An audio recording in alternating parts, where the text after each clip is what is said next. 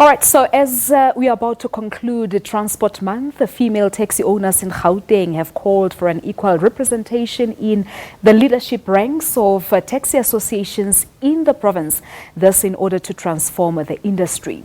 The female taxi owners met with Transport MEC Jacob Mamabolo to discuss their concerns in the sector.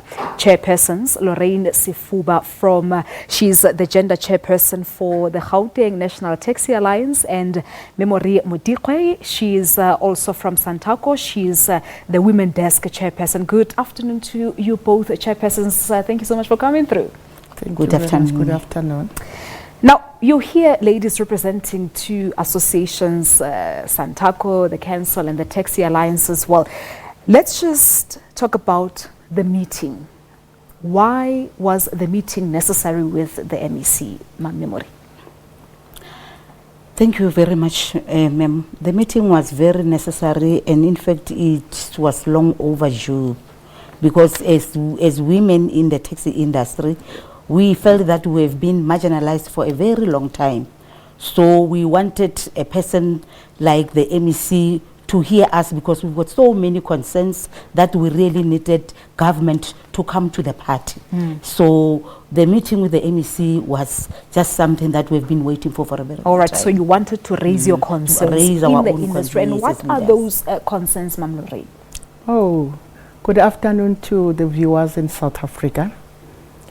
Our concerns in the taxi industry, women don't have the voice. What happened to the voice? One would think women are the loudest. We do have the voice.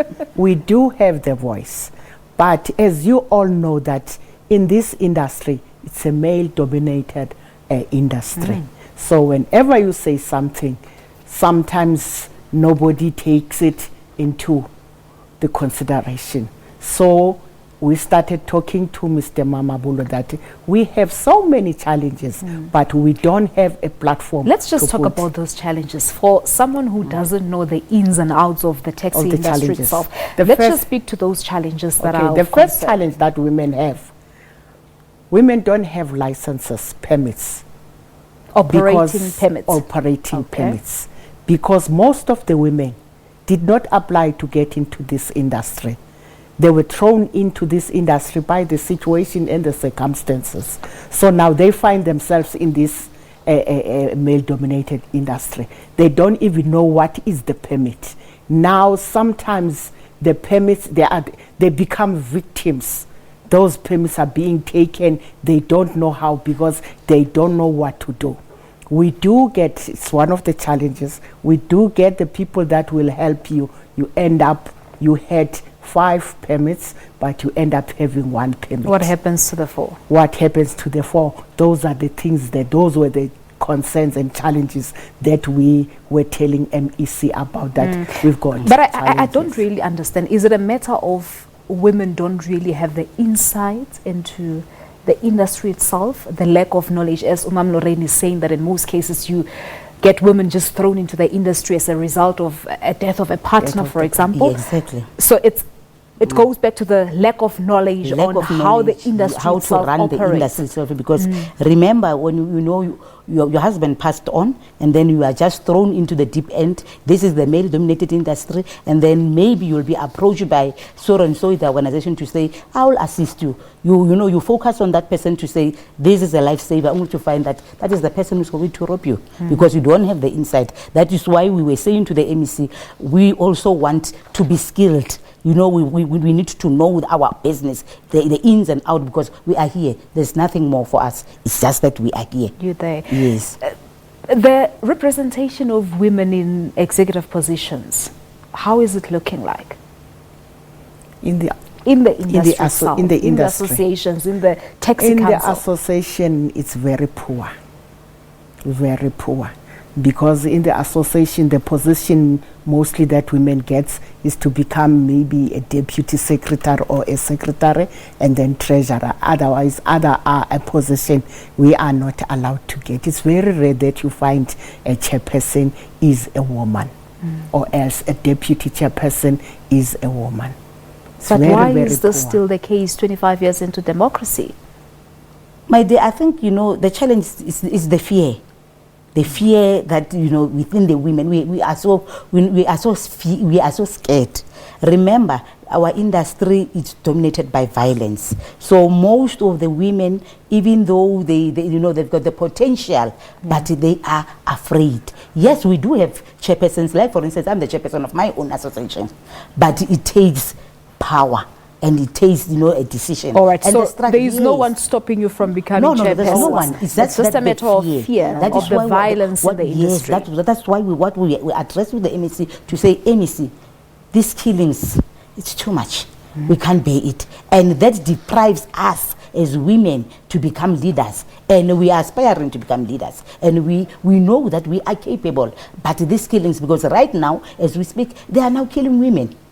So it's so sad. Yeah. Otherwise, we've got capable women. If given a chance, really, the industry might change to be something else, because we've got that in us. But lucky enough, from my side, from Santaco, we are pushing that to say we need that percentage of women in leadership. And we've got the support of the president of Santaco, that Philip Taibosh, and the chairperson, my chairperson, that Mkonza. But what's the numbers? What are the numbers now? Yeah, the numbers are still very shocking. Yeah, the numbers are very shocking. But I think as women representatives, we really need to say to women, Mbogoto, let's take the reins, because really we cannot sit back.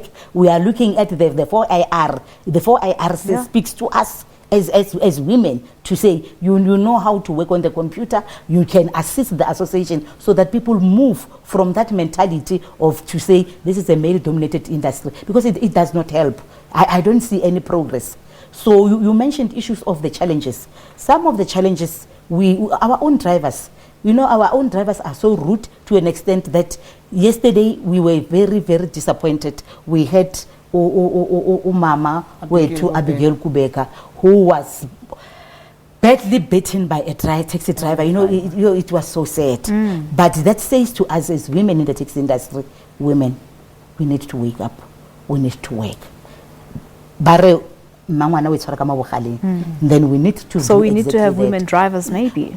That was the decision, and then we said no. If we look into all those things, because women, we know we are passionate about this job. Yeah. But if we can be focused, and then the MEC and other people assist us to quell the violence. Because I think that's the only thing that is holding that's women standing on your way. back. Yes. All right, But so to the part, just a minute, to the part of women drivers, we've still got a long way to go on because of the crime in South Africa. their safety is Yes, of the concern. safety, it's a concern because you cannot ask a woman to drive a taxi, meanwhile the passengers themselves, they will end up murdering her or else raping her.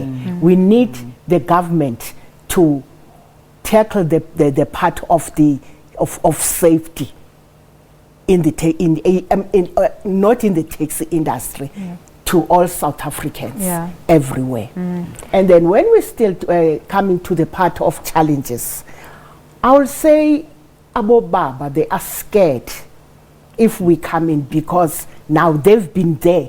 They started the business. Now starting this business, there comes another person, let me say the gender, because they never considered us as people who can run businesses. Forgetting one thing, that every successful man, there is a woman behind. So we've been there. But are you happy with the outcomes of the meeting yesterday with the MEC? Yes, very much. Yes, Okay. yes. We even asked our MEC that if he can allow us 3 days, so that, because yesterday it was just a session of challenges.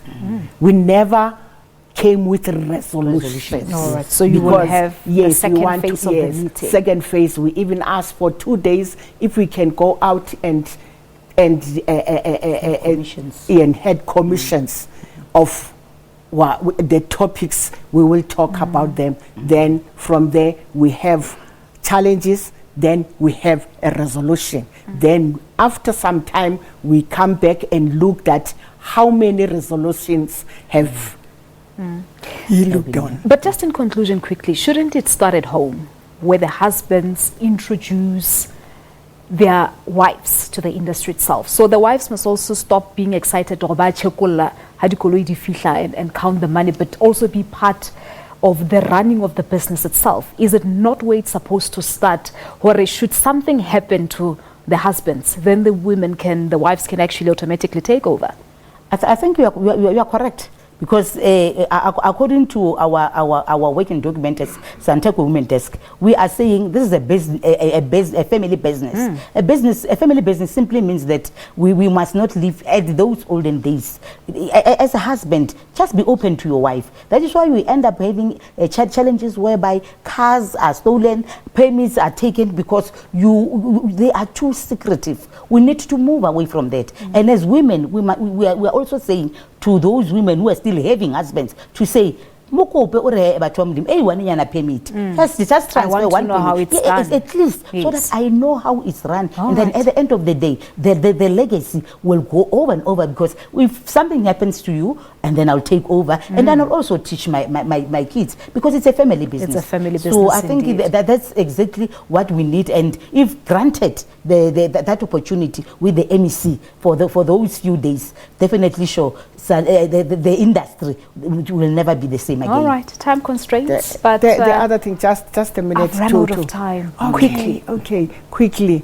We are asking women at the moment that before the babas come to the women and talk to women and hear the stories of other women, so that you relate, so that things, when they happen, you don't look around, you know where to go and do what. But surely we'll have you back some other time after your second phase meeting with the MEC. Thank you so much for coming through, Ralebo. That will be appreciated, man. Thank you very much. Thank you very much. Well, there you have it. Memory Modigoe, Santaco Gauteng Women Desk Chairperson Lorraine Sifuba. She is the gender chairperson for the Gauteng National Taxi Alliance, talking to us about challenges that female taxi owners still face in this day and age.